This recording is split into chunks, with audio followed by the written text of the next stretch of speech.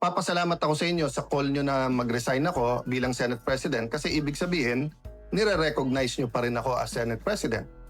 Kasi kung hindi nyo na ako nire-recognize as Senate President, ba't kayo nananawagan na mag-resign ako as Senate President? Di ba? Ang kapangyarihan kasi nasa kanila eh. Sa kanila ang polis, nasa kanila ang NBI, nasa kanila ang Malacanang. Kaya sabi ko, lahat ng kapangyarihan nasa kanila. Pero katotohanan nasa amin. So hindi ko pwedeng bitawan yon.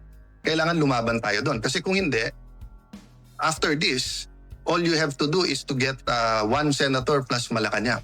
Hindi na 13 ang kailangan boto, 1 plus 1 lang. 1 plus Malacanang. Apparently, because ayaw nila pumayag, dalawa senado natin ngayon. You have the Senate of the Philippines and you have the Senate of Malacanang. No? So yung Senate of Malacanang had the hearing kanina and you have two Blue Ribbons Committee. Yung isa ay Committee de Absuelto na ang kanyang main work is paano i-absuelto yung mga high officials ng ating bansa at yung isa naman na seeking the truth. So am I saying lahat ng sabihin ng 18 ex-Marines ay completely true? No.